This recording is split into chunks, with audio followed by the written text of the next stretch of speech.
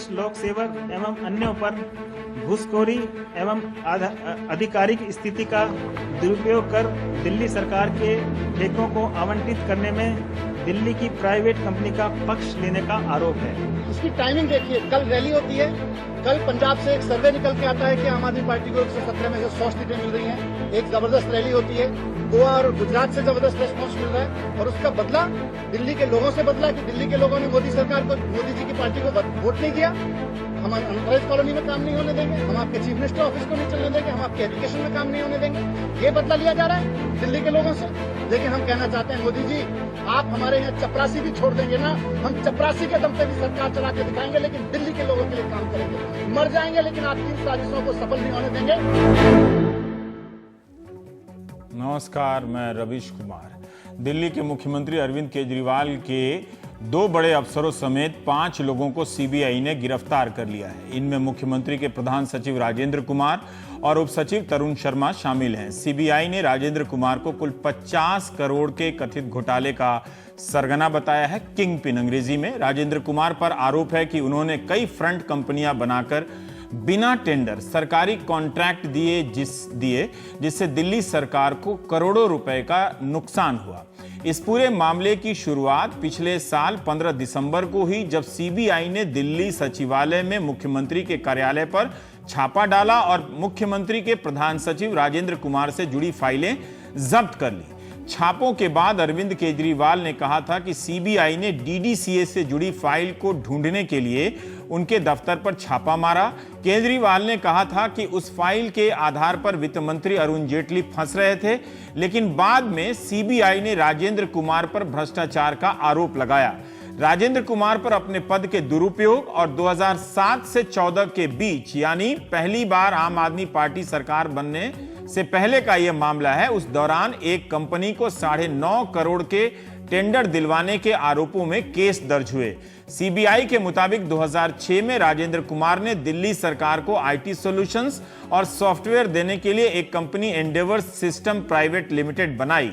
CBI का आरोप है कि राजेंद्र कुमार ने दिल्ली सरकार के सूचना तकनीक से जुड़े कामों के ठेके एंडेवर सिस्टम्स को दिलवाए। इसके लिए कंपनी को कई पब्लिक सेक्टर यूनिटों के पैनल में भी शामिल किया गया ताकि उसे बिना टेंडर के सरकारी काम मिल सके। अब इस गिरफ्तारी के बाद से ही दिल्ली सरकार के दिल्ली आम आदमी पार्टी के तमाम प्रवक्ता आपे से बाहर हैं। दिल्ली सरकार के उप मुख्यमंत्री मनीष सिसोदिया दूसरी बार प्रेस कॉन्फ्रेंस करने जा रहे हैं। जब तक वो आते हैं तब तक मैं आगे इससे और जुड़ी जानकारी दे दूं कि दिल्ली की राजनीति में कब कौन सी घटना खबर है और कौन सी घटना खबर की आड़ में प्रोपेगेंडा और खेल है, इसे समझना मुश्किल होता जा रहा है। दिल्ली में हर दूसरे दिन आप देखेंगे कि दोनों पक्षों की तरफ से, केंद्र दिल्ली बीजेपी या आम आदमी पार्टी, कोई मामला उठता है और घमासान मचता है। कभी विधायक गिरफ्तार होता है, कभी मंत्री के खिलाफ एफआईआर होती है, कभी राष्ट्रपति विधानसभा के पास किए हुए कानून लौटा देते हैं, कभी 21 विधायकों को लेकर ऑफिस ऑफ प्रॉफिट का मामला आ जाता है जो अब संगीन स्तर पर है। कई अफसरों के तबादले को लेकर आरोप प्रत्यारोप चलने लगते हैं। उपराज्यपाल और मुख्यमंत्री के बीच अधिकारों की लड़ाई और अधिकारियों के तबादले की खबरों से अभी तक यह सुनिश्चित नहीं हो सका है कि यह सरकार कैसे चलती है। अचानक दिल्ली को कोई शहर कहने लगता है, कोई नगर पालिका कहने लगता है, कोई कुछ कहने लगता है। दोनों पक्षों की तरफ से खूब तर्क दिए जाते हैं, हमले होते हैं। हमारे सहयोगी आशीष भार्गव के मुताबिक दिल्ली हाईकोर्ट में इस वक्त 10 याचिकाएं हैं। दिल्ली सरकार ने 2002 के सीएनजी फिटनेस घोटाले की जांच के लिए रिटायर्ड जस्टिस एसएन अग्रवाल की अध्यक्षता में एक जांच आयोग का गठन किया। जस्टिस अग्रवाल ने उपराज्यपाल को पत्र लिखा कि आपने अपने ऑफिस के ओहदे की गरिमा गिरा दी है, यह कहते हुए कि आप केंद्रीय गृह मंत्रालय के आदेशों से बंधे हैं। जस्टिस अग्रवाल के अनुसार उपराज्यपाल ने उनकी अध्यक्षता में बने आयोग को सहयोग करने से मना कर दिया। गृह मंत्रालय ने दिल्ली सरकार के बनाए आयोग को कानूनी रूप से अवैध करार दिया। इस तरह की टकराव की घटना दिल्ली, केंद्र और उपराज्यपाल के बीच आम हो गई है।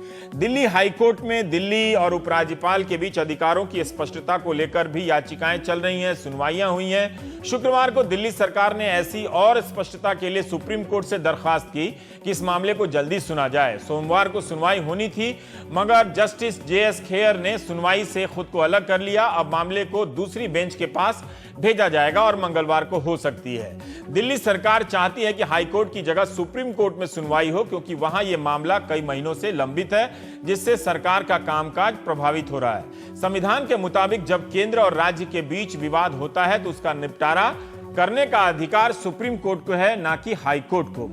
इस टकराव पर अनंत बहस मीडिया में हो चुकी है। आम आदमी पार्टी के विरोधी स्वराज अभियान के संयोजक योगेंद्र यादव ने इस दिल्ली सुप्रीम कोर्ट के संदर्भ में कहा कि 1.5 साल हो गए हैं इस मामले को, अदालत में कुछ भी नहीं निकला, किसी ना किसी को इसे समाप्त करना ही होगा। उम्मीद है कि सुप्रीम कोर्ट स्पष्ट फैसला देगा, जिससे दिल्ली की जनता को संदेश जाएगा कि राष्ट्रीय राजधानी पर किसका शासन चलता है। कम से कम दोनों के बीच इस लड़ाई का अंत होना चाहिए। और अभी प्रोफेसर आनंद कुमार का जो स्वराज अभियान से जुड़े हैं, उनका एक SMS आया है। उनका कहना है कि ये जो मामला है सीबीआई ने गिरफ्तार किया है, वो प्री आप रिजीम से पहले के भ्रष्टाचार का मामला है, यानी आम आदमी पार्टी के सरकार से पहले का है। हमें पूरे डिटेल का इंतजार करना पड़ेगा, तभी हम इस घटना पर बोलेंगे। लेकिन हमारा मत यही है कि ऐसे मामलों में 2 बातें होनी चाहिए कि कानून जो है अपना काम करे स्वतंत्र रूप से, और दूसरा किसी के खिलाफ चुनकर या चुनिंदा रूप से या राजनीतिक पूर्वाग्रह से काम नहीं होना चाहिए। ये उनकी प्रतिक्रिया है। तो आप आगे बढ़ते हैं। पिछले साल अगस्त में दिल्ली सरकार ने कृषि भूमि का सर्किल रेट बढ़ा दिया। उपराज्यपाल ने दिल्ली सरकार को इस पर यथास्थिति बनाए रखने का आदेश दे दिया। इस फैसले के खिलाफ 2 याचिकाएं अदालत में पहुंच गईं। तब हाईकोर्ट ने कहा कि उन्हें इस बात की जांच करनी होगी कि अपने नाम से जारी नोटिफिकेशन पर उपराज्यपाल को दस्तखत करने की जरूरत है या नहीं। फिर गृह मंत्रालय ने आदेश जारी कर दिया कि राजधानी में नौकरशाहों की नियुक्ति का अधिकार उसके पास सुरक्षित है। आए दिन इस तरह की टकराव हो रही है। इन सब की जड़ में उस फैसले का इंतजार है कि दिल्ली में उपराज्यपाल के अधिकार क्या हैं और दिल्ली के क्या हैं। किताबों में तो सब लिखा हुआ है, मगर जब 1.5 साल से विवाद हो रहे हैं तो इस पर स्पष्टता आ जानी चाहिए। अदालत को भी इसकी गंभीरता समझनी चाहिए, क्योंकि इतनी लड़ाई हो चुकी है और ये सारी लड़ाई टेलीविजन स्टूडियो और प्रेस कॉन्फ्रेंस के जरिए होती है, एक दूसरे के घर पहुंचकर धरना देकर होती है। समझ में नहीं आता कौन सही है कौन गलत है। तर्कों में जो जीत गया वो सही हो जाता है। जाहिर है कि इस बहस में जो जीतेगा अंतिम दलील होगी और या जो संविधान की व्याख्या होगी उसे हम अंतिम माने। क्या करें एक दर्शक के रूप में इसे समझने के लिए? प्रवक्ता या प्रेस कॉन्फ्रेंस से इसका फैसला करना चाहते हैं या टीवी के एंकर से? दोनों तरफ से हमलों में कोई कमी नहीं है। आम आदमी पार्टी की तरफ से कभी प्रधानमंत्री की डिग्री का मसला उछाला जाता है, कभी उनके मंत्रियों की डिग्री को लेकर सवाल उठते हैं और तमाम ऐसे दूसरे राज्यों के भी सवाल उठने लगते हैं। आम आदमी पार्टी दलील देती है कि पंजाब और गोवा में उसकी बढ़ती लोकप्रियता के कारण यह सब हो रहा है। यह तर्क राजनीतिक है पूरी तरह से। जब से केंद्र और दिल्ली के बीच टकराव शुरू हुआ है तब पंजाब और गोवा के चुनाव की बात भी नहीं होती थी। कायदे से देखेंगे तो राजेंद्र कुमार का मामला 2010 में आशीष जोशी ने रजिस्टर करा दिया था। तब ना तो आम आदमी पार्टी का गठन हुआ था, ना ही ये सरकार की कोई बात थी।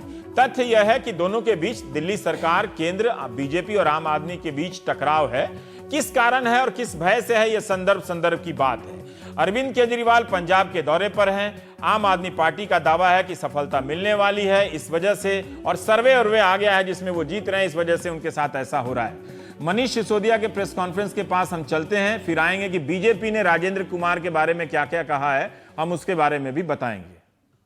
1 साल के अंदर अंदर सारी अनऑथराइज कॉलोनीज में दिल्ली की सड़कें बनवा देंगे, नाली बनवा देंगे, सीवर पे काम शुरू हो जाएगा। उस ऑफिसर को जिसने इसकी जिम्मेदारी ले रखी थी उसको ट्रांसफर करके भेज दिया गया। जो ऑफिसर सरकारी स्कूलों में कमरे बनवा रहे हैं, पूरे के पूरे सरकारी स्कूलों का फेसलिफ्ट कर रहे हैं, उनको ट्रांसफर कर दिया गया, क्योंकि बहुत तेजी से काम हो रहा है। सारे लोग हैरान है दिल्ली के सरकार के स्कूलों को देख के कि इतनी तेजी से इनकी काया पलट हो रही है। उन ऑफिसर्स को ट्रांसफर कर दिया गया। जो ऑफिसर सीसीटीवी लगवा रहे थे, स्कूलों में बहुत बड़ी जरूरत थी सुरक्षा की दृष्टि से, पढ़ाई की दृष्टि से सीसीटीवी कैमरों की, जो ऑफिसर सीसीटीवी का पूरा काम देख रहे थे उनको वहां से ट्रांसफर कर दिया गया। मैंने बताया चीफ मिनिस्टर ऑफिस के एडिशनल सेक्रेटरी को ट्रांसफर कर दिया गया, जो कि चीफ मिनिस्टर के रोजाना के कामकाज देखती हैं। इस तरह से 8 ऑफिसर्स को एकदम आर्बिट्रेरली ट्रांसफर किया गया। और आपके लिए बता दूं कि दानिश ऑफिसर्स को ट्रांसफर पोस्टिंग के लिए जॉइंट कैडर अथॉरिटी की मीटिंग होती है, उसमें फैसला लिया जाता है। इस ट्रांसफर पोस्टिंग के लिए किसी जेसीए की मीटिंग नहीं हुई।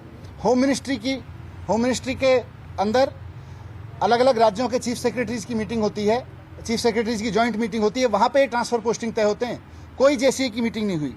तो मैंने आपको बताया सीबीआई ने अटैक किया आज दिल्ली सरकार पे, होम मिनिस्ट्री ने दिल्ली सरकार को तबाह करने की, दिल्ली सरकार को काम रोकने की कोशिश की, और तीसरा अटैक एंटी करप्शन ब्यूरो से कराया, एंटी करप्शन ब्रांच से, एसीबी से। शीला दीक्षित के समय पे घोटाला हुआ, कपिल मिश्रा जी ने शिकायत दर्ज कराई, शीला दीक्षित को नोटिस नहीं भेजा, उस समय के घोटालेबाजों को नोटिस नहीं गया, जिन पर आरोप है उनको नोटिस नहीं गया। कपिल मिश्रा को इंटेरोगेशन कराएंगे, कपिल मिश्रा को इंटेरोगेशन करा के वहां पे बुलाया गया ताकि कपिल मिश्रा जो दिल्ली जल बोर्ड में काम कर रहे हैं, दिल्ली के लोगों को पानी दिलवा रहे हैं, दिल्ली के लोगों के लिए सीवर डलवा रहे हैं, उनको इंटेरोगेट करेंगे। जिन लोगों ने घोटाला किया 2011 में, 5 साल पहले, उनको इंटेरोगेट नहीं किया गया। तो एसीबी का इस्तेमाल हो रहा है, सीबीआई का इस्तेमाल हो रहा है, होम मिनिस्ट्री की पावर्स का इस्तेमाल हो रहा है, और दिल्ली सरकार के कामों को रोकने की कोशिश करी जा रही है। मंत्रियों से इंटेरोगेशन हो रही है, जो कि मंत्री शिकायत कर रहे हैं, ऐसे मंत्रियों से इंटेरोगेशन हो रही है, और साथ साथ चीफ मिनिस्टर ऑफिस को पूरी तरह ठप कर दिया गया, कोई सीनियर ऑफिसर वहां पे नहीं छोड़ा। ये क्योंकि जो राजेंद्र कुमार जी को अरेस्ट किया गया, ये तो सिर्फ एक बहाना है। एक्चुअली तो दिल्ली सरकार को, दिल्ली के चीफ मिनिस्टर के ऑफिस को पूरी तरह से ठप करना है, दिल्ली का भट्टा बिठाना है। मैं ये कहना चाहता हूं कि दिल्ली में जितना काम हो रहा है, दिल्ली की सरकार, आम आदमी पार्टी की सरकार जिस तरह से तेजी से काम कर रही है, और आम आदमी पार्टी को जिस तरह से अलग अलग राज्यों में, पंजाब में, गोवा में, गुजरात में जिस तरह से बढ़त मिल रही है तेजी से, उससे बुरी तरह से मोदी जी बौखला गए हैं। इसके पहले ये 3 घटनाएं मैंने आपको बताई। अभी कल नरेश यादव, आम आदमी पार्टी के एमएलए के खिलाफ में बादल सरकार के यहाँ एफआईआर कराई गई है। तो सीबीआई का इस्तेमाल करेंगे, होम मिनिस्ट्री का इस्तेमाल करेंगे, एसीबी का इस्तेमाल करेंगे, बादल सरकार का इस्तेमाल करेंगे। और 4 दिन पहले आपने सब लोगों ने देखा था किस तरह से भरी प्रेस कॉन्फ्रेंस से दिल्ली पुलिस का इस्तेमाल करते हुए आम आदमी पार्टी के एमएलए को उठा लिया गया। तो सारी ताकतें जितनी इनके पास में हैं, सारी ताकतें लगा दी हैं इन्होंने दिल्ली की सरकार को तबाह करने के लिए। ये क्या है, क्यों हो रहा है? ये दिल्ली की चुनी हुई सरकार है। कोई बाढ़ के पानी में बह के आए हुए कुछ लोग तो जाके विधानसभा में नहीं बैठ गए, सरकार में मंत्री पदों पर नहीं बैठ गए, बाढ़ में आके लोग चुन के आए हैं, लोकतांत्रिक रूप से चुन के आए हैं। उस सरकार को काम क्यों नहीं करने दे रहे हैं? क्योंकि मोदी जी को नफरत है। मोदी जी अपनी नफरत को कंट्रोल नहीं कर पा रहे हैं। उसके लिए दिल्ली की जनता के काम नहीं होने देना चाह रहे हैं, दिल्ली की सरकार को पुलिस से ठप करना चाह रहे हैं। जिन ऑफिसर्स को ट्रांसफर किया, मैं आपको बताता हूं, दानिश ऑफिसर्स की नौकरी में, उनके हिस्से में दिल्ली से बाहर रहने की एक पोस्टिंग होती है। 2 साल की पोस्टिंग होती थी जिस समय वो अपॉइंट हुए। 2 साल की सारे ऑफिसर्स पोस्टिंग करके आ चुके हैं। रूल्स के हिसाब से संजीव आहूजा जो अनऑथराइज कॉलोनी का काम देख रहे थे, सीसीटीवी का काम देख रहे थे, उनकी वो दमन में पूरा अपना टेन्योर पूरा कर चुके हैं। संजीव आहूजा दमन में अपना टेन्योर पूरा कर चुके हैं। अजय कुमार गुप्ता अंडमान में अपना टेन्योर पूरा करके आ चुके हैं बाहर का। गीतिका शर्मा जो अभी थोड़े महीने पहले ऑफिस में आई थी, चीफ मिनिस्टर के ऑफिस में, वो दमन में अपना टेन्योर पूरा करके आ चुकी हैं, out of Delhi tenure. Shashi Kaushal जो एजुकेशन में काम कर रही हैं हमारे साथ में, लक्षद्वीप में अपना टेन्योर पूरा करके आ चुकी हैं। सुशील सिंह दमन में अपना टेन्योर पूरा करके आ चुके हैं। सुनील कुमार सिंह दमन में करके आ चुके हैं। मनोज कुमार द्विवेदी लक्षद्वीप में करके आ चुके हैं, जो एडीएम थे। इस तरह से सारे अफसर अपना टेन्योर पूरा करके आ चुके हैं। उसके बावजूद इनको वापस दिल्ली से बाहर भेजा जा रहा है, क्योंकि इनमें से कई लोग ऐसी जिम्मेदारी भरी काम कर रहे थे दिल्ली सरकार के, जिनकी सारी जनता तारीफ कर रही है, सारी दुनिया में तारीफ हो रही है जिन चीज़ों की। आज दिल्ली के लोग पूछेंगे, मोदी जी देश देख रहा है, दिल्ली के लोग पूछेंगे, अनऑथराइज कॉलोनी में रहने वाले लोगों को आज पूछना पड़ेगा मोदी जी से, मोदी जी आप हमारी सड़कें क्यों नहीं बनने देना चाहते? आज वहाँ अनऑथराइज कॉलोनी की महिलाएं खड़े होकर पूछेंगे, आप हमारे यहाँ सीवर क्यों नहीं डलने देना चाहते? दिल्ली के 16 लाख बच्चे पूछेंगे मोदी जी से, आप हमारे यहाँ सरकारी स्कूलों में काम क्यों नहीं होने देना चाहते? जो ऑफिसर काम कर रहे हैं, सीसीटीवी लगवा रहे हैं, जो ऑफिसर हमारे लिए कमरे बनवा रहे हैं, जो ऑफिसर हमारे स्कूल्स को फेस लिफ्टिंग कर रहे हैं, उनको आप काम क्यों नहीं करने देना चाहते हो? उनको आप क्यों ट्रांसफर कर रहे हो? बिना जरूरत क्यों ट्रांसफर कर करके भेज रहे हो? ये सारी चीज़ें देख रहे हैं। एक चीज़ और मैं कहना चाहता हूँ कि जिस तरह से स्कैम्स की बात हो रही है, आप देखिए, टैंकर स्कैम 5 साल पहले हुआ, लेकिन शीला दीक्षित जी से पूछताछ नहीं हुई। उस वक्त की सरकार से कोई इंटेरोगेशन नहीं हुआ जिस वक्त वो सरकार में बैठे हुए लोग थे। इंटेरोगेशन हो रही है कपिल मिश्रा से। राजेंद्र कुमार पे कहा जा रहा है आरोप 2006 का घोटाला था। उस वक्त के किसी मिनिस्टर की कोई इंटेरोगेशन नहीं, उस वक्त के चीफ मिनिस्टर की कोई इंटेरोगेशन नहीं। जो ऑफिसर ट्रांसफर हुए मैंने उनका बताया।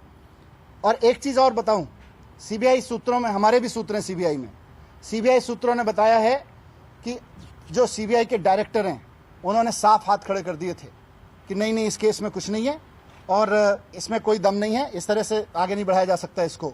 फिर अमित शाह जी के एक बहुत क्लोज ऑफिसर हैं नंबर 2 के वहां पे, जो इस पूरे केस को देख रहे थे, उन्होंने पूरी तरह से कहा nothing doing, will arrest this and will show how Kejriwal government function, कैसे काम करती है केजरीवाल सरकार।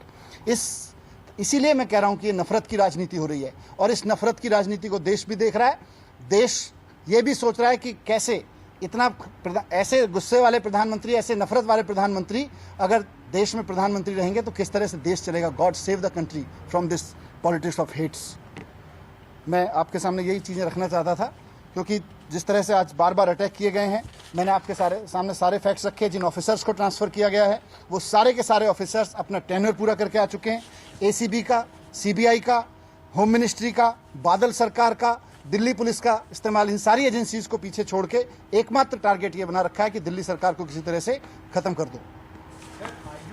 Targeting the Modi government for arresting Rajendra Kumar because that paralyzes Chief Minister's office, or you are giving a clean sheet to Rajendra Kumar that he is not? मैं सिर्फ ये कह रहा हूं कि राजेंद्र कुमार जी ने अगर उन पे आरोप है 2006 के घोटाले का, आज एक साथ खट करके आप दिल्ली सरकार में जहां जहां काम हो रहा था, चीफ मिनिस्टर ऑफिस से काम हो रहा है, आपने चीफ मिनिस्टर ऑफिस ठप कर दिया।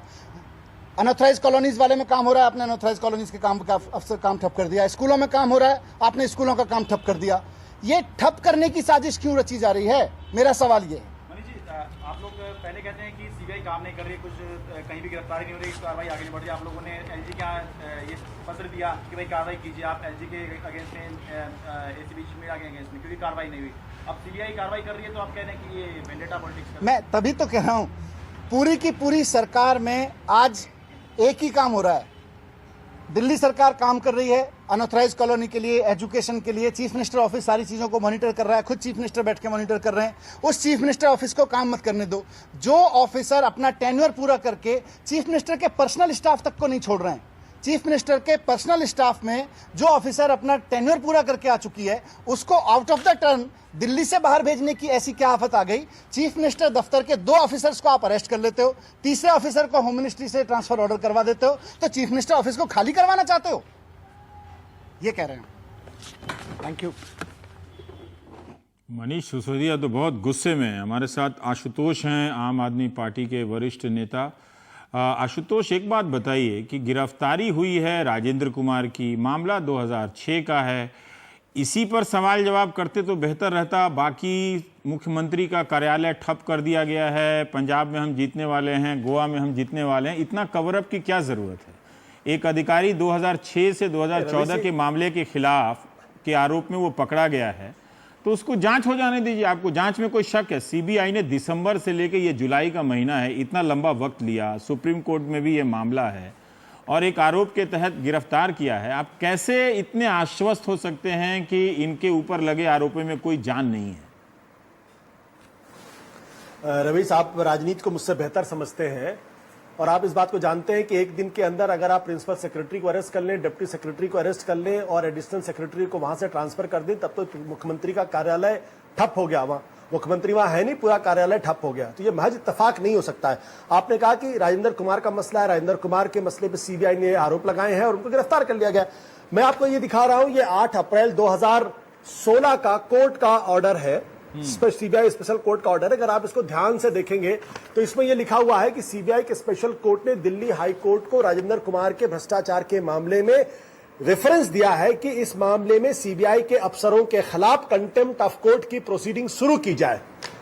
यह है मतलब सीबीआई इस मामले में किस तरीके से जांच हो रही है और कैसे फंसाया जा रहा है, इस पूरे मसले पे CBI special court high court से कहती है अफसरों के खिलाफ कंटेम्प्ट प्रोसीडिंग शुरू जाए। और आगे इसमें लिखा गया है, आगे इसमें यह लिखा गया, मैं पढ़ देता हूं आपसे कि the court further said that CBI is conspicuously ambiguous and also did not expend arguments from where the commissions were received.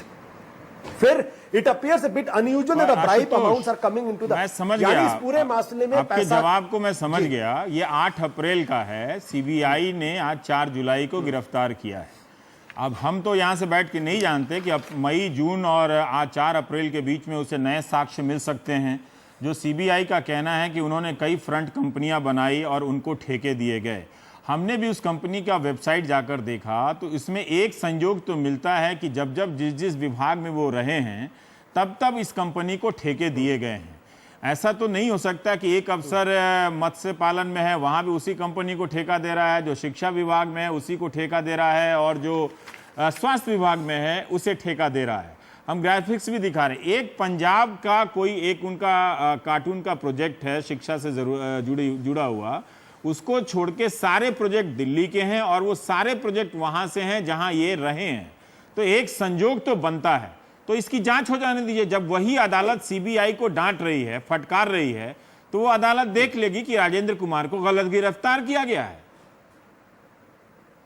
Ravi ji, आप जो बात कह रहे हैं वो बात बिल्कुल अपनी जगह दुरुस्त है कि राजेंद्र कुमार ने, मैंने दिसंबर के महीने में भी कहा था, बीच में भी कहा, आज फिर कह देता हूं, अगर उनके खिलाफ किसी तरीके का सबूत मिलता है, अगर उन्होंने कोई भ्रष्टाचार किया है तो उनके खिलाफ कानून कड़ी से कड़ी सजा दे। ये मैं तब भी कह रहा था, ये मैं आज भी कह रहा हूं। लेकिन इस पूरे मामले में जो सबसे हैरानी वाली बात है कि जब स्पेशल सीबीआई कोर्ट ने इसमें इस तरीके का ऑब्जर्वेशन दिया और कंटेम्प्ट प्रोसीडिंग की बात हाई कोर्ट तक की, तो इस जज का तबादला बड़े ही रहस्यमय तरीके से कर दिया गया। तब भी आम आदमी पार्टी ने इस मसले को उठाया था। अब आप देखिए पूरे घटनाक्रम। आज के दिन टैंकर घोटाले का हवाला देकर कपिल मिश्रा से एंटी करप्शन ब्यूरो पूछताछ करता है। घोटाले का आरोप किसके ऊपर है?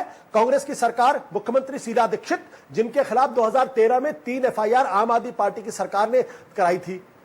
शीला दीक्षित से कोई पूछताछ नहीं हो रही है, उस जमाने के किसी मंत्री से कोई पूछताछ नहीं हो रही, किसी अफसर से पूछताछ नहीं हो रही है। मंत्री पर यह है कि रिपोर्ट देने के बाद 2 आरोप हैं कि उस रिपोर्ट पर कोई कार्रवाई नहीं की गई। मैं राजेंद्र कुमार से वैसे भटकना नहीं चाहता था, जब आपने छेड़ दिया तो मैं इस पर सवाल पूछ के फिर उसी पर आना चाहता हूं।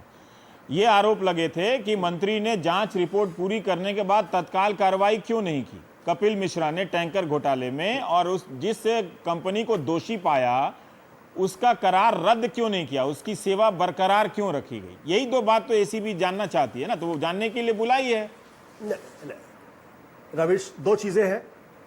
पहले पूछताछ शीला दीक्षित से होनी चाहिए, पहले पूछताछ कपिल मिश्रा से होनी चाहिए। ये भ्रष्टाचार के गंभीर आरोप किसके ऊपर लगे हुए हैं? सीबीआई की या एंटी करप्शन ब्यूरो की दिलचस्पी उस भ्रष्ट अफसर को पकड़ने में होनी चाहिए, उस भ्रष्ट मंत्री को पकड़ने में होनी चाहिए, या उसके खिलाफ जिसके ऊपर आरोप यह लगाया जा रहा है कि 8 महीने तक उन्होंने कोई कार्रवाई नहीं की। अगर यह क्राइटेरिया है, तो लेफ्टिनेंट गवर्नर साहब को क्यों नहीं गिरफ्तार कर लिया जाना चाहिए इस पूरे मसले के ऊपर? क्योंकि शीला दीक्षित के खिलाफ 3 एफआईआर 2013 में किए गए थे। उसके बाद मुकेश अंबानी और उसके बाद 2 वीरप्पा मोइली 2 और केजी बेसिन के मामले में एफआईआर दर्ज की गई थी। उस मामले में अभी तक कोई कार्रवाई नहीं हुई है। तो फिर इस आपके तर्क के हिसाब से, बीजेपी के तर्क के हिसाब से, तो कार्रवाई उन लोगों के खिलाफ होनी चाहिए।